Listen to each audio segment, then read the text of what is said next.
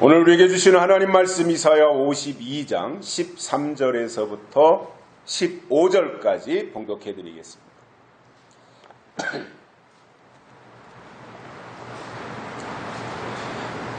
여호와께서 가라사대 보라 내 종이 형통하리니 받들어 높이 들려서 지극히 존귀하게 되리라.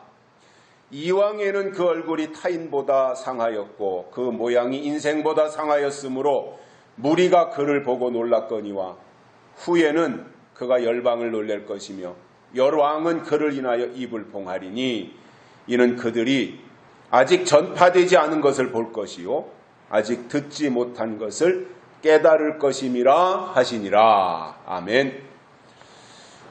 더운 날씨 한 주간 동안도 모두들 건강하셨습니까?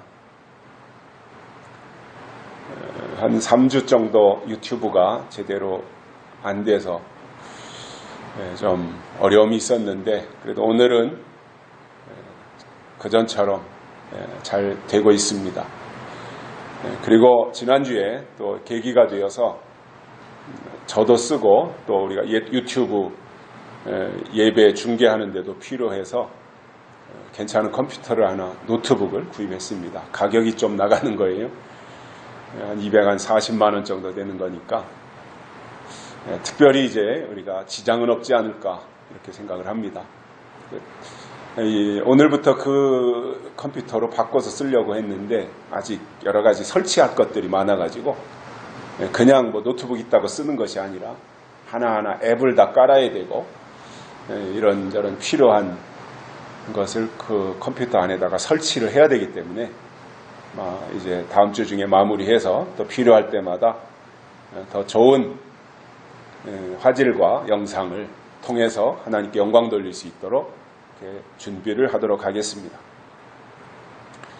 오늘이 7월 31일, 7월 달의 마지막 날입니다. 그리고 무더위가 한껏 기승을 부리는 이 시기입니다. 더위 잘 이겨내시고 또 하나님의 은혜 가운데서 건강하셨으면 좋겠습니다.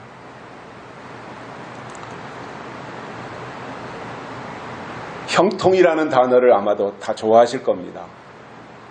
누구나가 다 이왕이면 고난당하는 것보다는 형통하기를 원할 겁니다. 저도 그렇습니다. 이왕이면 형통하는 모습을 저 자신이 누리고 싶고 주변에 있는 다른 사람들에게 보여주고 싶은 개인적인 마음이 있습니다.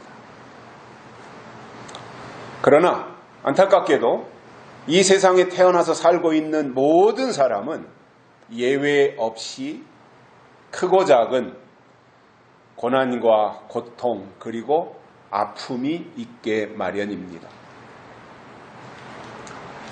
누구 하나 이것을 피해갈 수 없습니다. 돈이 아무리 많이 있다고 할지라도 인간이 가지고 있는 숙명과 같은 질병의 문제, 고난의 문제, 아픔의 문제, 수고의 문제, 또 예기치 않았던 여러 가지 어려운 일들을 만나며 힘들어하게 되는데 그런 가운데서도 마음 한구석으로 가지고 있는 희망사항이 있다면 이제부터라도 앞으로라도 장애물이 없이 원하는 것을 얻고 형통하기를 원하는 마음을 다 가지고 희망 속에서 살아갈 것입니다. 그러나 우리의 인생이라고 하는 것이 다 경험해서 알겠지만 계획대로 되는 것은 거의 없고요. 원치 않게 또 예기치 못했던 그러한 일들로 인해서 우리의 삶이 힘들어지는 것이 대부분이더라는 것입니다. 하지만 우리가 하나님의 사람으로서 육신은 광야길을 걸어가고 가시밭길을 간다고 할지라도 우리의 영과 믿음은 하나님의 법 안에서 형통했으면 좋겠습니다. 육신은 수고와 고통의 연속일지라도 내 속에 있는 하나님의 영이 형통하고 내 믿음이 형통하고 점점점 발전하고 승리의 고지를 향해서 줄다름질 쳐 나아갈 수 있는 저력을 또는 내공을 우리 안에 축적한다면 그 자체가 그의 힘이고 또 하나님과 동행하는 증거가 되지 않겠습니까? 형통이라고 하는 것은 장애물이 없이 모든 일이 순조롭게 잘 진행되는 것을 의미합니다. 저는 가끔씩 이제 자동차를 운전하고 갈 때 어떤 때는 신호등마다 다 걸릴 때가 있어요. 이 신호등 빨간불에 걸려서 이제 멈췄다가 다시 바뀌어서 초록색 불이 들어와서 이제 그 신호등을 건너서 다음번 신호등 앞에 딱 도착하면 노란불이 딱 들어왔다가 빨간불로 바뀌고 그 다음 신호등도 또 그러고 이럴 때가 있어요. 그러면은 참 시간에 쫓길 때는 더더욱이나 마음이 불안해지죠. 반대로 어떤 날은 저 앞에 빨간불이 들어와 있다가도 내 차가 그 앞에 도착하면 초록색 불로 바뀌고 그 다음 신호등도 또 바뀌고 해서 한 번도 멈추지 않고 계속해서 쭉 진행을 할 때가 있습니다. 그런 때는 제가 속으로 그런 생각을 합니다. 오늘은 형통하려나 그런 생각을 합니다. 자동차를 운전할 때도 이왕이면 신호등이 내 발목을 잡는 것보다는 그대로 쫙쫙쫙쫙 신호등이 바뀌고 열려서 멈추지 아니하고 중단하지 아니하고 계속해서 진행할 때 마음이 좋고 기분도 상쾌해지더라는 겁니다. 하나님이 하나님의 종들을 형통하게 하시는데 그럴 때 그 종들에게 형통하는 종들에게 하나님이 주실 것이 있어요. 그 종들이 할 일이 있단 말이에요. 근데 할 일 이전에 하나님이 그 종들을 세워주시든 높여주시든 다듬어주시든 만들어주시든 뭔가 역할을 할 수 있도록 그 종에게 하나님이 먼저 제공해 주시는 것들이 있어야 되지 않겠습니까? 그래야 그 종이 뭔가 역할을 하지 않겠습니까? 그래서 하나님이 형통하는 종들에게 주실 것이 무엇인지 그 종들이 어떠한 역할을 할 것인지 이러한 부분들에 대해서 오늘 세 가지를 깨닫고 은혜를 받겠습니다. 첫째로는 높이 들려 존귀하게 된다 이렇게 말씀하고 있습니다. 형통하는 종은 하나님이 높이 들어서 존귀하게 만들어 주신다는 거예요. 여러분 이것이 들림입니다. 하나님이 높이 들어서 존귀하게 만들어 주시는 것 이것이 바로 성경이 말씀하는 들림입니다. 그런데도 그동안 교회들이 들림을 가르치면서 들림에 대해서 설교하면서 믿는 자들은 하늘로 다 올라가고 그리고 이 땅에서는 환란이 일어나서 아수라장이 되는 것처럼 설명을 했습니다. 그러나 이사야 선지자가 본문에서 말씀한 내용은 받들어 높이 들려 지극히 존귀하게 되는 것 이것이 성경이 말씀하려고 하는 진짜 들림입니다. 바울이 고린도전서 15장에서 말씀하는 내용을 보면 호련히 변화체야 된다 이 말씀이 나옵니다. 마지막 나팔에 호련히 변화체야 된다. 이게 들림입니다. 육의 몸이 영의 몸으로 변화되는 것 이게 들림입니다. 이것보다 더 좋은 들림이 어디 있습니까? 썩을 몸이 썩지 아니할 몸을 입고 죽을 몸이 죽지 아니할 몸을 입는 이 상태 이것이 변화체이고 그 변화체가 바로 들림이다 말씀입니다. 그래서 성경에는 물론 이 양면성을 가지고 설명을 한 건 맞아요. 에녹이나 엘리야처럼 또 예수님처럼 하늘로 올라가는 것도 들림이에요. 그러나 땅에 그대로 우리의 육신의 몸이 땅에 발을 디디고 그대로 있으면서 신분이 높아지고 신분이 변화되는 이것도 들림이다 말입니다. 그래서 우리는 에녹처럼 하늘로 올라가는 그 들림만 생각할 것이 아니라 마지막 때 하나님이 어떻게 들림을 보여주실 것이냐, 들림을 이루어 주실 것이냐 하는 것에 대해서 성경 구석구석에 숨겨진 내용들을 통해서 우리가 이렇게 높아지는 들림, 신분이 변화되는 들림, 이 들림도 알고 가자는 거예요. 하나만 알고 있을 것이 아니라 둘 다 알고 있다고 해서 나쁠 것이 없잖아요.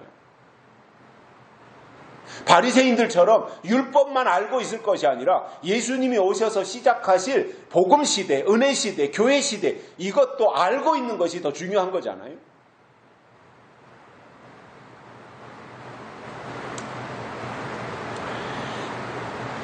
그런데 저는 이런 생각을 해봅니다. 물론 구름 타고 하늘로 올라가는 거 너무너무 귀한 일입니다. 너무너무 가치 있는 일이고 그야말로 환상적인 일입니다. 하나님이 하시지 않으면 도저히 이루어질 수 없는 초자연적인 하나님의 역사라고 저는 분명히 그렇게 생각을 합니다. 그러나 그것보다 사실은 훨씬 더 실질적이고 효과적인 것은 높이 들려 존귀하게 되는 것. 이게 현실적이고 실질적인 거예요. 요셉을 보면 형들에게 팔려서 보디발의 집에서 종살이를 하다가 누명을 뒤집어 쓰고 감옥으로 들어갑니다. 그러나 요셉에게 있어서 감옥은 하나님이 예비하신 장소였습니다. 우리가 흔히 예비처 하지요? 예비처라고 하는 것이 막 뭔가 왕궁처럼 화려하게 꾸며놓은 것이 아니라 요셉에게 있어서는 감옥이 하나님의 예비처였다는 사실입니다. 그래서 감옥살이를 하는데 누가 봐도 그때 당시에 요셉이 누명은 뒤집어 썼지만 변호사 하나 붙여줄 사람도 없었고 요셉을 대신해서 변호해줄 사람이 없어요. 나 억울하다. 나 그런 일 없다. 이렇게 말해줄 사람이 없었어요. 그러니까 요셉은 변명도 못하고 그대로 그냥 뒤집어 쓰고 감옥에 들어가서 감옥살이를 하는 신세가 되었는데 놀랍게도 거기에서부터 감옥에 들어가서부터 요셉의 영향력이 발휘되기 시작하는 거예요. 거기서도 이제 꿈 해몽을 하기 시작하고 술 맡은 관원장, 떡 맡은 관원장 이런 사람들과 관계를 유지하면서 꿈 해몽을 잘한다고 하는 것이 알려지게 되었고 시간이 더 지난 후에는 바로 왕의 꿈을 찾아서 해몽해 주는 단계까지 갔던 거예요. 그래서 요셉은 죄수로서 감옥살이를 했지만 왕의 꿈을 찾아서 해몽해 주는 일을 통해서 졸지에 애굽의 총리 대신이 되었으니 지극히 높아진 것. 이런 신분의 변화가 어디 있습니까? 죄수의 몸으로 감옥살이 하다가 애굽의 총리가 되었으니, 국무총리가 되었으니, 아니 이런 대박이 어디 있어요? 여러분, 하나님은 변함이 없으신 분이에요. 하나님은 불변이십니다. 그렇기 때문에 하나님은 진리가 되실 수 있는 거예요. 하나님이 이랬다 저랬다고 하나님이 변하신다면 하나님은 진리가 될 수 없어요.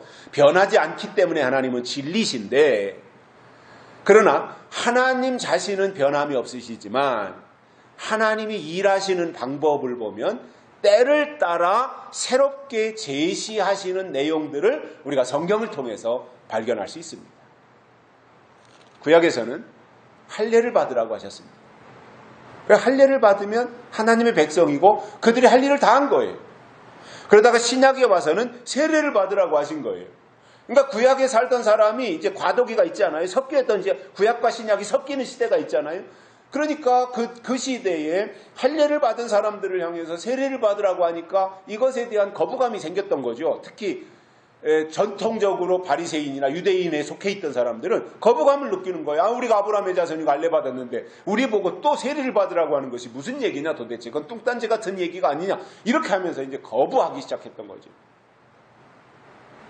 그러나 하나님의 뜻은 구약에서 할례를 받으라고 했던 하나님의 법과 제도가 신약에 와서는 세례를 받으라고 하는 것으로 바뀌었고, 그래서 은혜 시대, 교회 시대 속에서 2000여 년 동안 쭉 유지되어 오다가 계시록에 보면 마지막 예수님이 재림하실 때가 되면 하나님의 인치심을 받아야 된다라고 하는 것으로 법이 바뀌는 거예요. 자, 그러면 우리가 신앙생활을 하는 입장에서 늘 말씀을 듣고 있잖아요. 특히 주일날은 빠짐없이 꼬박꼬박 사람들이 다 참석하려고 하고 주일을 지키려고 하고 예배를 드리려고 하고 말씀을 들으려고 하는 것이 기본적인 사람들의 마음 자세이지 않겠습니까? 그러면 하나님을 잘 믿기 위해서 예배당에 나와 하나님을 경배하는 자리에 나와 있는 신앙인들을 향해서 설교자가 그 시대에 주신 하나님의 뜻을 온전히 깨닫고 그것에 대해서 말해줘야 됩니다. 알려줘야 됩니다. 그 일을 위해서 설교자로 세우신 겁니다. 파수꾼으로 그 자리에 세워주신 겁니다. 그리고 그것을 알려주어야 사람들이 듣고 아, 그렇구나. 이제 이렇게 믿어야 되는구나. 이렇게 해야 되는구나. 이렇게 살아야 되는구나. 삶의 좌표가 만들어지는 거잖아요.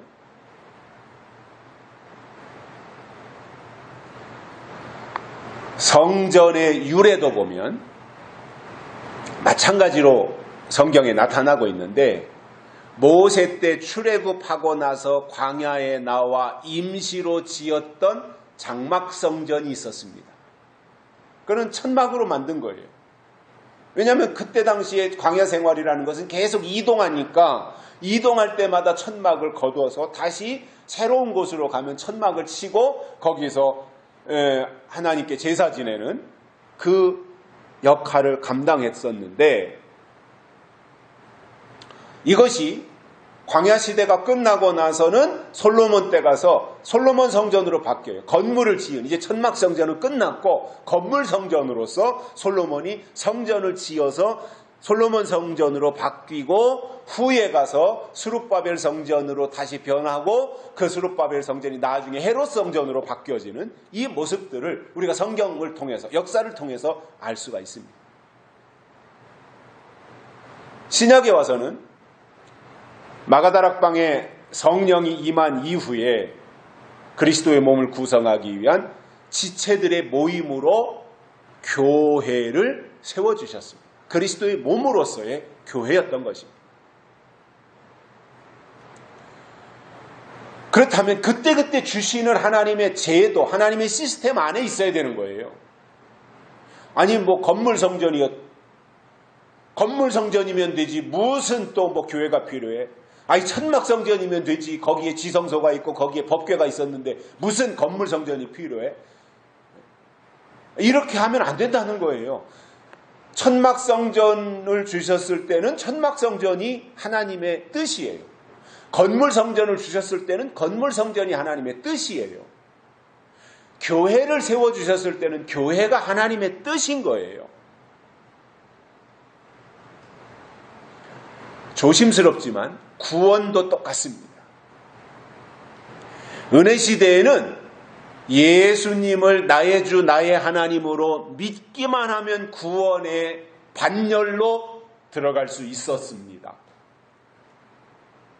그러나 예수님의 재림이 가까워지는 환난 때가 되면 예수님을 믿는 그 믿음 위에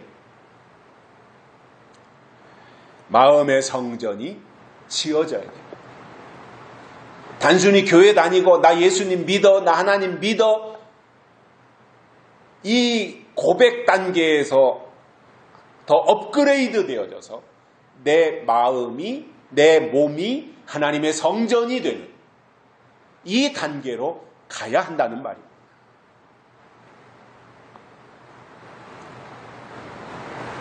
그러니 은혜시대 때 예수님만 믿으면 구원받았던 것에서 내 몸이 성전이 되고 내 마음이 하나님이 오실 처소가 되어야 된다라고 하는 것은 그만큼 더 하나님의 법이 강화된 겁니다.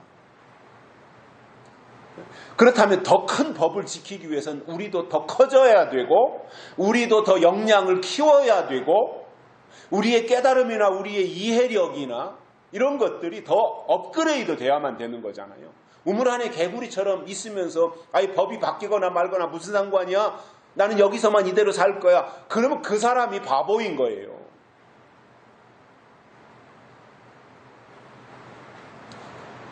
이것을 알 수 있는 것은 요한계시록 11장에서 성전을 청량하시는 내용이 나옵니다.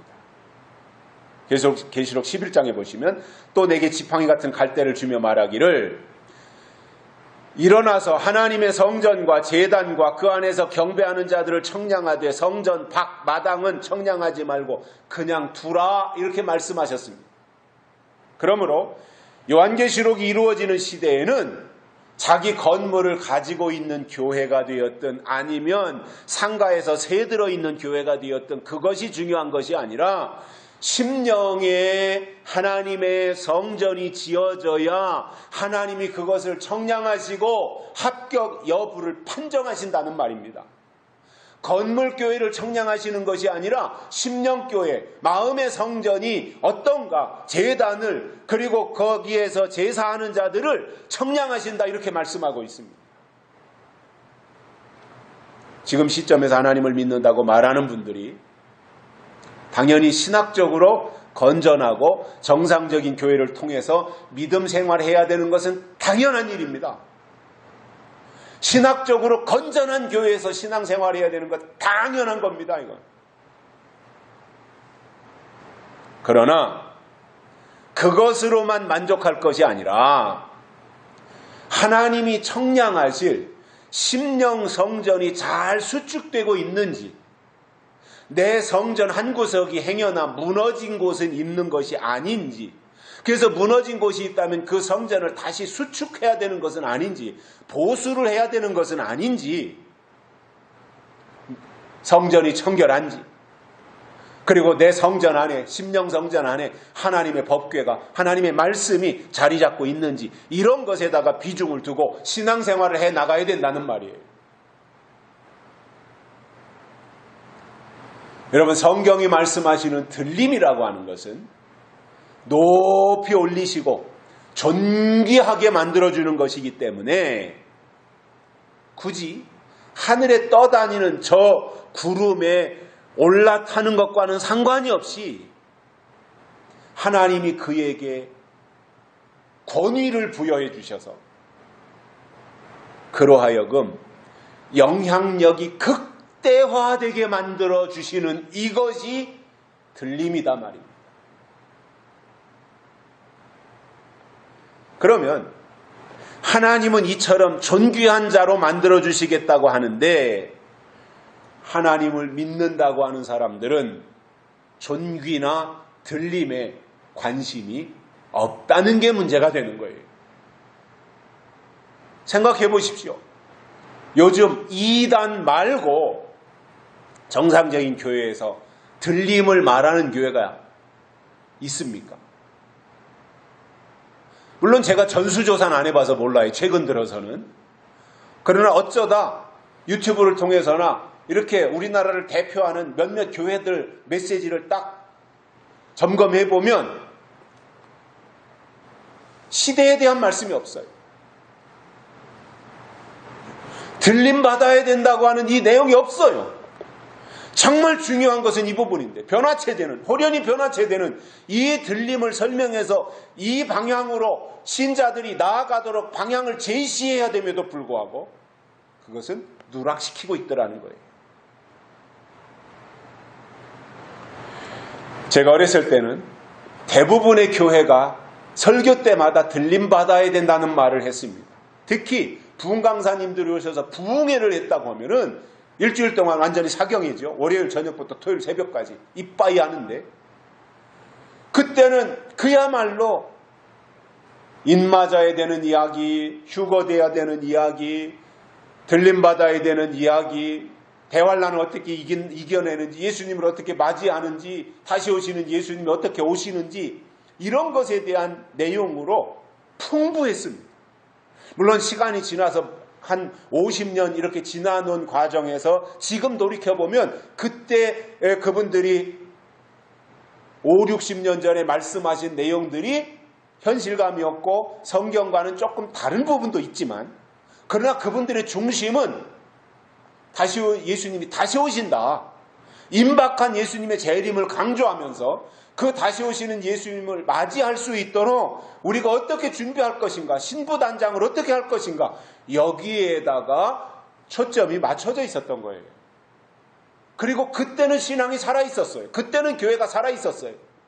근데 지금은 이렇게 예배당을 화려하게 짓고 사람들도 많이 모이고 거기에 좋은 오케스트라도 갖추고 있고 이렇게 되었는데, 사실상 사람이 듣기에는 좋은 내용들이 있을지 모르지만 하나님이 들으시기에는 합당치 못한 내용들로 가득 채워지고 있더라는 거예요. 저는 교회사를 공부하면서 그런 생각을 했습니다. 저 나름대로 생각한 것이, 이렇게 항상 교회가, 또는 개인의 신앙도 마찬가지고 계속해서 이렇게 상승 곡선으로 가지는 못하잖아요. 어느 정도 올라갔다는 또 뭐 시험에 든다든가 무슨 문제가 생겨서 또 약간 내려갔다가 그걸 극복하고 다시 올라간다든가 회개하고 다시 제자리로 차지한다든가, 이것이 이제 반복되는 거지 않습니까? 신앙생활이라고 하는 것이. 그래서 아브라함도 그랬고, 그 성경에 나오는 하나님의 일을 했던 분들을 보면 그분들이 다 그런 과정을 대부분이 거쳤더라는 거예요. 그런데 역사적으로 교회를 제가 평가해 볼 때, 교회가 살아있을 때, 교회가 살아있으면 교회에 속해 있는 성도들의 신앙도 다 살아있는 거잖아요. 교회가 살아있을 때가 언제냐 하면 재림신앙을 강조할 때예요. 교회가 재림신앙을 강조할 때는 신자들의 믿음이 다 살아있었어요. 그런데 교회가 재림신앙을 잃어버리고 기복신앙으로 나아갈 때 교회는 죽더란 말이에요. 저는 그렇게 진단을 했습니다. 교회.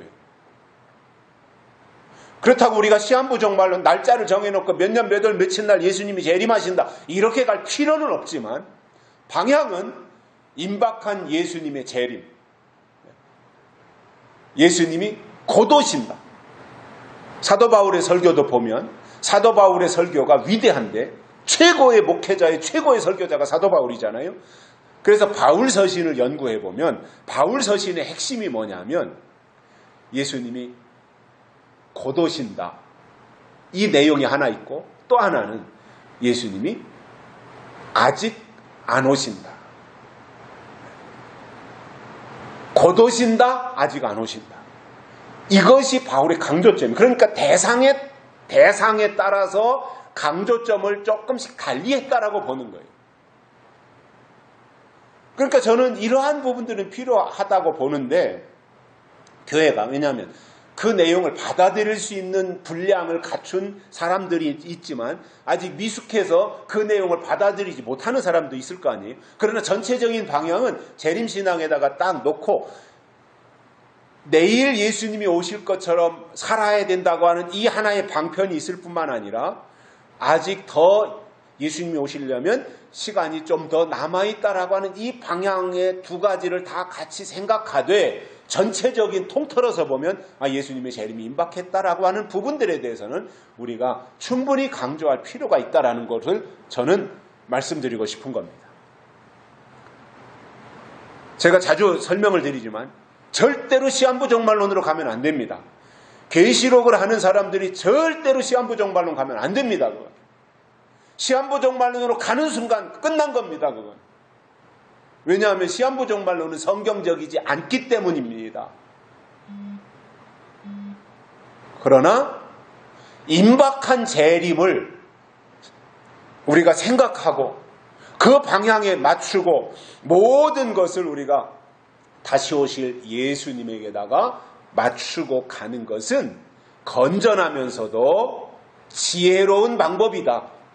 이렇게 생각을 하고 있습니다.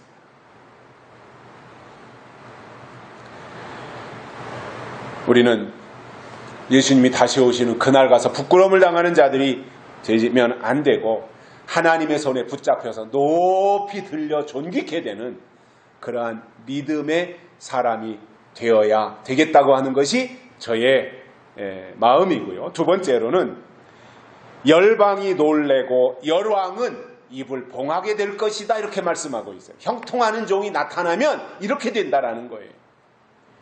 다니엘은 우리가 잘 알고 있다시피 전쟁에서 포로가 되었지만 그도 요셉처럼 꿈 해몽을 잘함으로 높아졌습니다. 그랬더니 주변에서 시기하는 사람들이 생기는 거예요.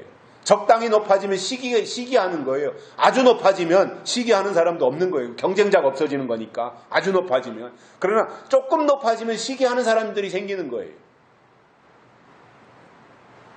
그러니까 주변에서 대신들이 느부갓네살 왕에게 고자질하는 겁니다. 저놈들 하나님만 섬기고 여호와만 섬긴다고 하는데 저놈들을 처단하지 않으면 왕의 지위가 위험해지니까 금신상을 만들어 놓고 신상에게 절하도록 합시다. 이렇게 말을 해서 왕이 대신들의 말을 듣고 금신상을 만들어 숭배하는 법을 선포했던 겁니다. 물론 이 법은 그때 당시에 금신상을 섬기는 이 법은 우리나라에서 얼마 전에 만들었던 작년엔가 만들었던 검수완박이라고 하는 법처럼 꿍꿍이가 있는 법이에요. 그건. 이면이 있는 법이에요. 이면이. 법이라는 것은 상식적이어야 되고 모든 사람에게 똑같이 적용이 될 수 있는 거여야 되는데 검수완박이라고 하는 것은 꿍꿍이가 있는 거예요. 다른 생각을 가지고 입법을 한 법인데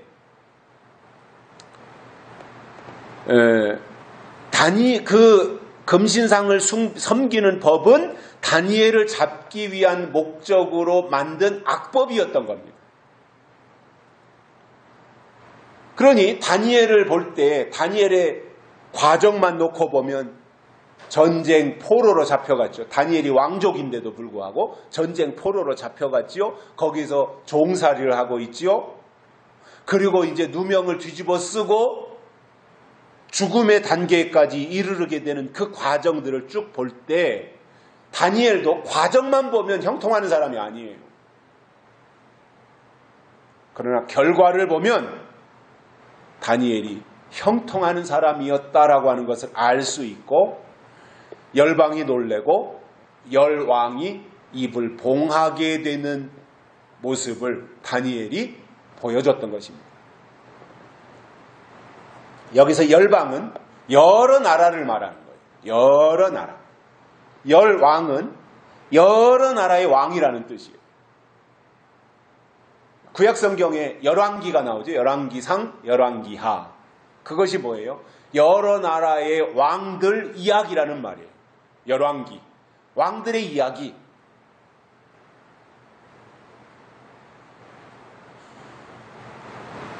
그러면 형통하는 종은 과정만 볼 때 그건 형통이 아니라고 설명을 드렸었는데 형통하는 종은 사람들이 평소에 생각했던 그런 사람들이 아니더라 그거예요. 바리새인들의 입장에서 볼 때 메시아는 초능력을 보유한 능력자 또는 신적인 존재로 나타날 것이라고 생각을 가지고 있었습니다. 바리새인들의 마음속에는 메시아는 신적 존재로 오셔야 돼요. 왜냐? 그들이 그렇게 생각하고 있었기 때문에. 그런데 얼토당토하지 않게 예수라는 사람이 목수의 아들로 그것도 동정녀의 몸을 통해서 태어나가지고 온 동네가 목수의 아들, 요셉 목수의 아들인 것을 뻔히 다 아는데 그 예수가 어느 날 갑자기 요단강에서 세례를 받더니 내가 메시아다 이렇게 말하는 거예요. 그런 유대인들이나 바리새인들이 그것을 받아들일 수 있었겠습니까? 아니 목수의 아들이 동정녀에게서 낳았다고 하는 저놈이 메시아라니 저게 말이 안 된다라고 생각을 하고는 받아들일 수 없었던 거예요.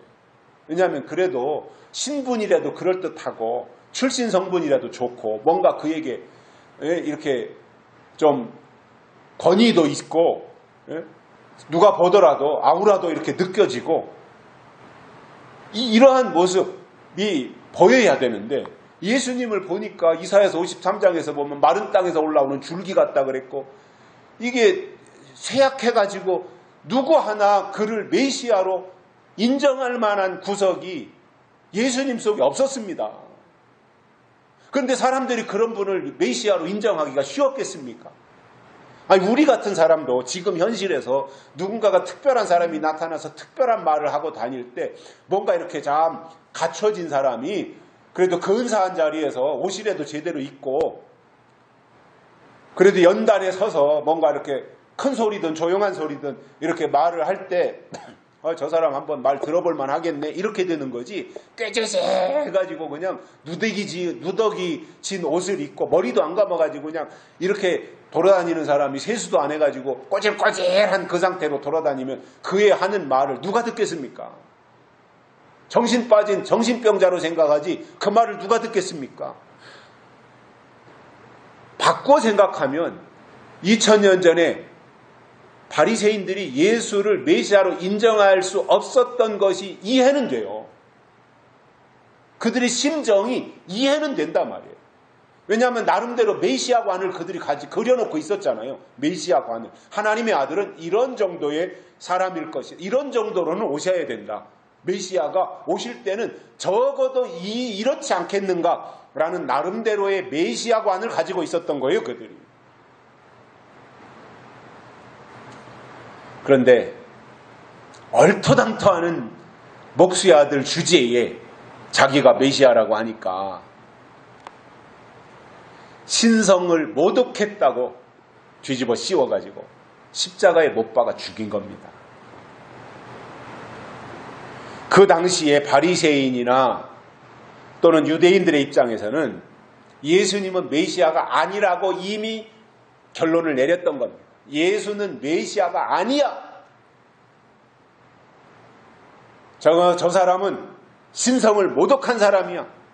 하나님의 아들도 아닌 주제에 사람들을 선동하고 무례를 저지른다고 그들이 생각했던 것입니다. 그러다 보니 바리새인들이 예수님을 무시했던 겁니다. 예수님을 향해서 막말을 쏟아부었던 것입니다. 그리고 결론은 저런 예수는 처단하는 것이 마땅하다. 그렇게 결론을 내렸던 것이고 예수를 십자가에 못 박아 죽이는 것에 대해서 전혀 부담을 가지지 않았던 것입니다.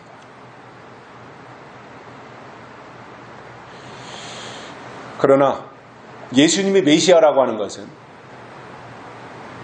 십자가에 달려 돌아가신 이후에 뚜렷하게 나타났습니다. 아, 예수님이 메시아이구나.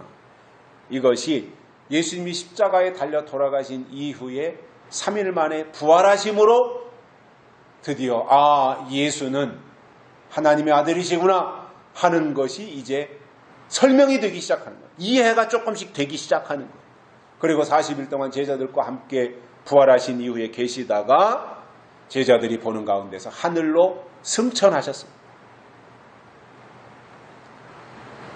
그러니 부활하신 그 예수님을 보면서 십자가에 달려 돌아가신 거 다 봤을 텐데 사람들이. 그때는 유튜브가 없었고 TV가 없었으니까 중계방송은 못했겠지만 입에서 입으로 다 구전으로 전해지지 않았겠습니까? 그런데 그 예수가 부활했다고 하니까 열방이 놀래고 열왕이 입을 봉해졌을 것이고 그들의 입이 딱 벌어져서 더 이상 다른 말을 할 수가 없었을 것입니다. 비슷한 일이 바벨론 포로로 잡혀갔던 다니엘의 세 친구에게도 나타나는데 그들에게 사람들이 별로 기대를 하지 않고 그냥 하찮은 노예, 좀 똘똘한 노예 정도로 생각을 했었을 겁니다. 그러나 그들이 하나님을 섬긴다고 하니까 사드락과 메삭과 아벳느고 다니엘의 세 친구들을 붙잡아다가 평소보다도 7배나 더 뜨거운 풀무불 속에다가 집어 던졌습니다. 자, 그러면 그들을 풀무불 속에다가 이건 사형시키는 거지 않습니까? 화형시키는 거지 않습니까? 그렇게 할 때까지만 해도 그들이 상식적으로 볼 때 평소보다 7배나 더 뜨거운 풀무불 속에 집어 던졌으니까 이건 완전히 화장될 것이다. 그런데 그런 생각을 가지고 집어 던졌는데 밖에서 보니까 머리카락도 끄슬리지도 않고 멀쩡하고 옷고름 하나 타지 않고 입고 있는 옷도 그대로 있는 모습을 보면서 밖에서 지켜보는 사람들이 아연 실색했을 거 아니겠어요? 이게 도대체 어떻게 된 일이냐?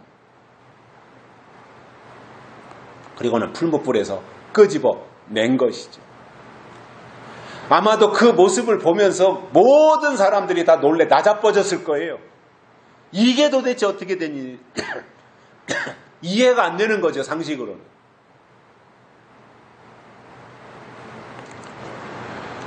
사자굴에 던져진 다니엘도 상황적으로만 본다면, 과정에서만 본다면 사자 밥이 됐어야 돼요.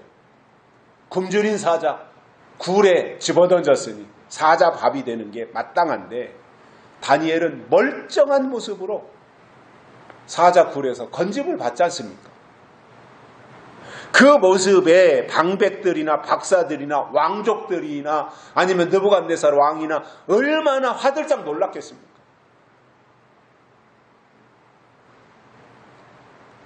하나님이 함께 하시는 사람은 하나님이 지켜주시고 위기의 순간이 오히려 열방이 놀래고 열왕이 입을 봉하는 역전의 순간으로 뒤집어진다라는 거예요. 하나님은 유명한 사람을 데려다가 쓰시는 것이 아니라 하나님의 마음에 합한 사람을 쓰시는 거예요. 이게 하나님의 기준이에요. 그래서 하나님의 마음에 합한 사람이 나타나서 하나님이 높이실 때 높아져 가지고 하나님을 만방에 알리는 그 일을 하게 하신다는 겁니다. 여러분, 다윗이 골리앗을 이기리라고 하는 것은 한 사람도 예상하지 못했던 일입니다. 누구 하나 다윗이 골리앗을 이기리라고 예상한 사람이 있었습니까? 인간적으로만 본다면 다윗의 시도 자체가 무모한 일이고 계란으로 바위를 깨뜨리겠다고 덤벼드는 만용에 불과했을 것입니다. 그러나 하나님이 다윗과 함께 하시니 다윗이 이겼고 그 광경을 보고는 블레셋도 놀라고 이스라엘도 뒤집어졌던 거예요. 이게 어떻게 된 일이냐? 그 일로 인하여서 하나님이 다윗을 높이셨던 것입니다.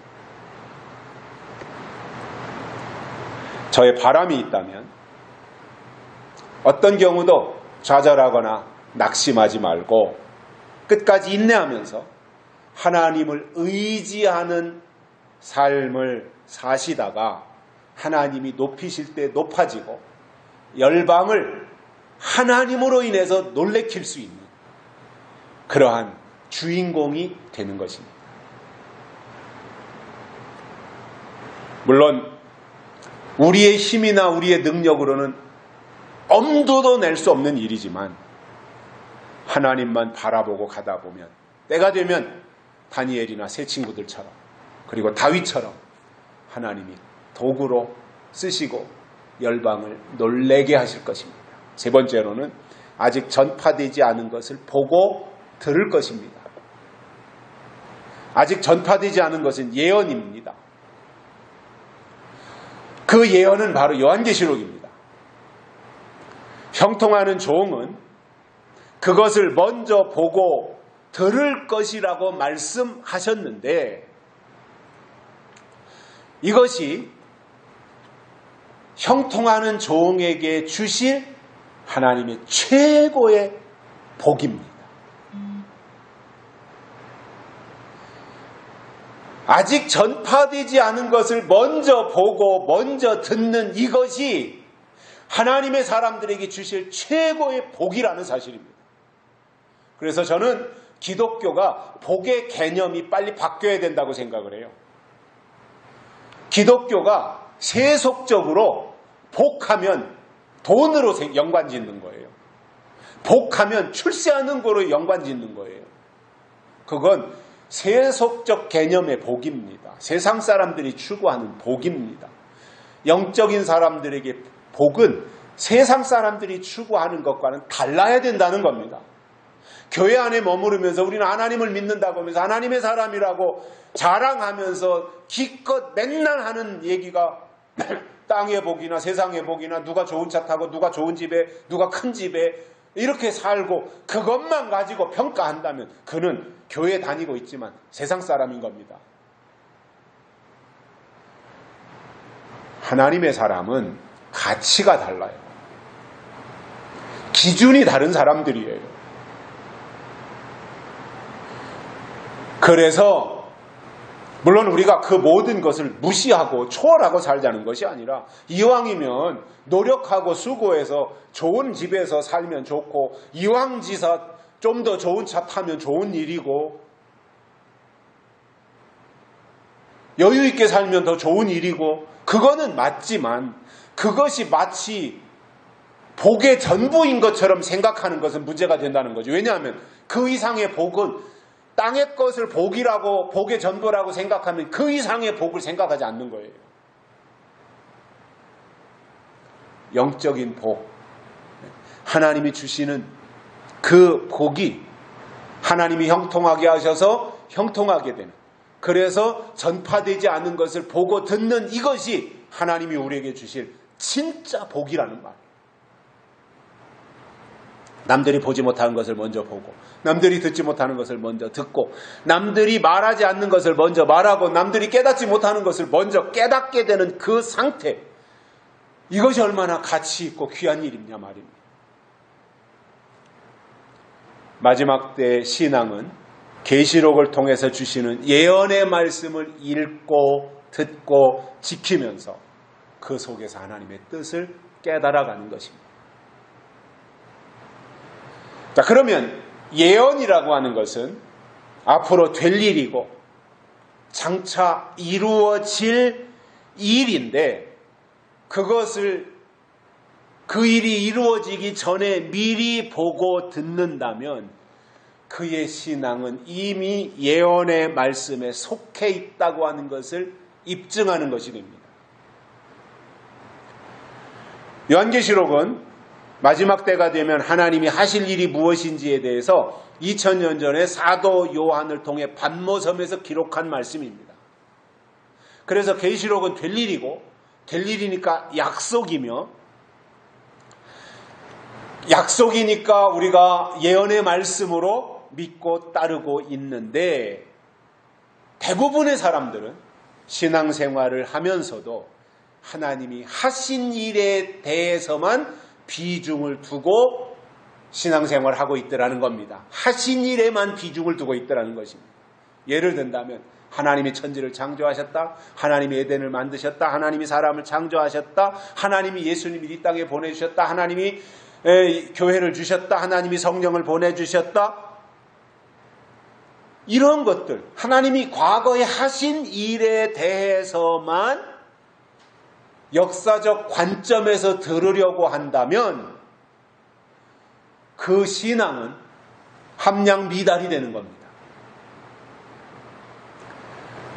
그러나 그 신앙이 그 다음 단계로 한 단계 더 성장했다면 역사적 사실에만 머무는 것이 아니라 거기에서 한 단계 더 올라가서 예언 중심이 되고 약속 중심으로 관점이 바뀌고 그 방향에서 성경을 읽고 또는 요한계시록을 읽다 보면 그때 드디어 눈에서 비늘이 떨어지고 보이는 것이 있는데, 그것이 바로 하나님이 앞으로 하실 일이 그에게 보이기 시작하더라는 거예요. 그런 의미에서 하나님이 기뻐하시는 신앙은 하나님이 하신 일에 충실할 뿐만 아니라 하나님이 앞으로 하실 일, 예언이죠. 그것을 기대하고 관심을 가지고 그 말씀이 속히 이루어지기를 사모하며 나가는 신앙을 의미하고 있습니다. 하나님이 특히 종들의 이마에다가 인을 치시는 것은 하나님이 하실 일에다가 방점을 두는 거예요. 그리고 그 일이 이루어지기를 기대하면서 그 방향으로 하나님의 인도하심을 따라가는 상태를 의미합니다. 그리고 새 시대를 이루실 때는 새로운 지식을 미리 가진 사람들을 통해서 그 일을 이루시는 겁니다. 이거는 동서고금을 막론하고 똑같은 이치입니다. 새 시대를 이룰 때는 새로운 지식을 가진 새 사람들을 통해서 그 일을 이루시더라 그 말이에요.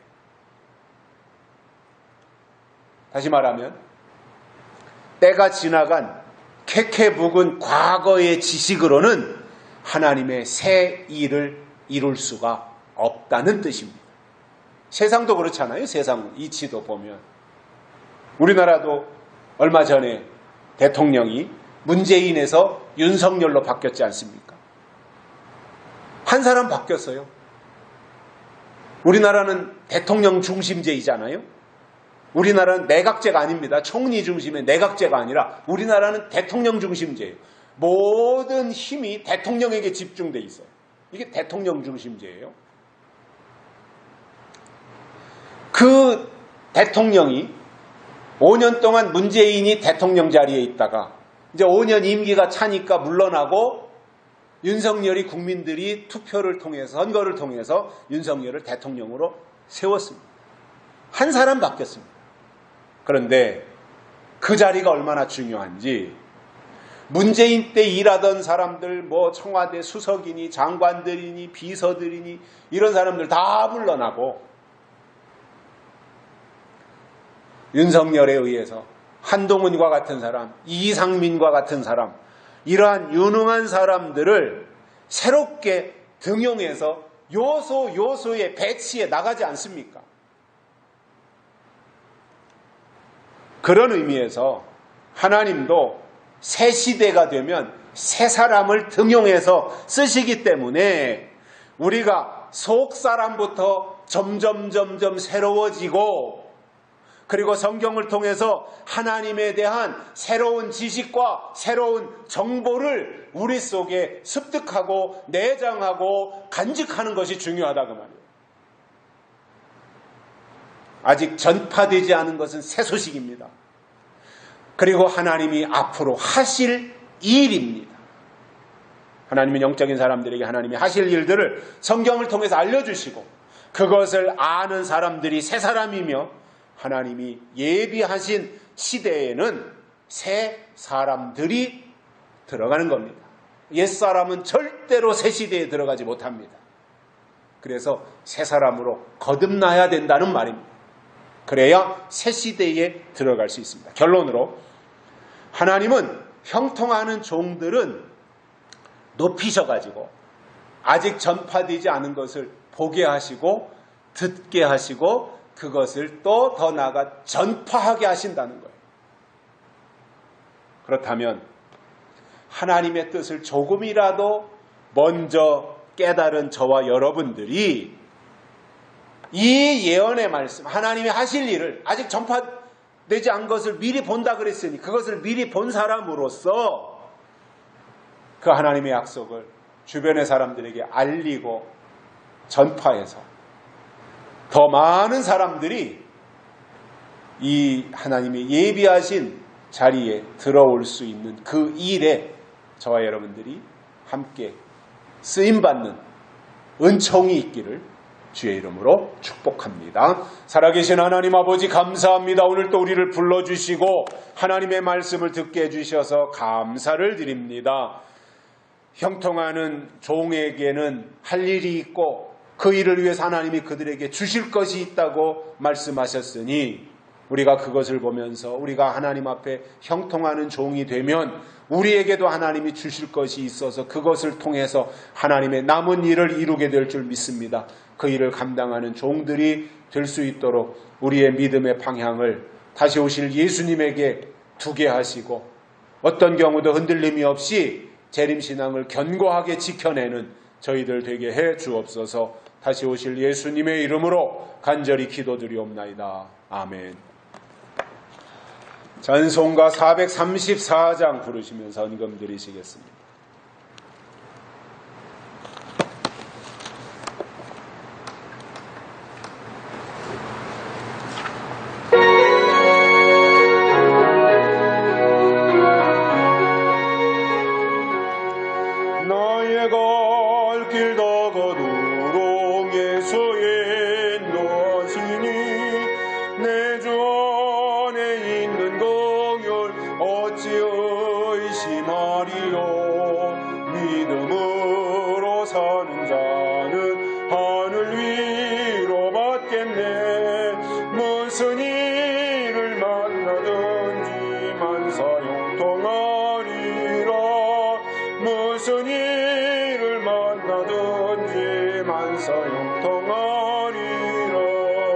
나의 갈 길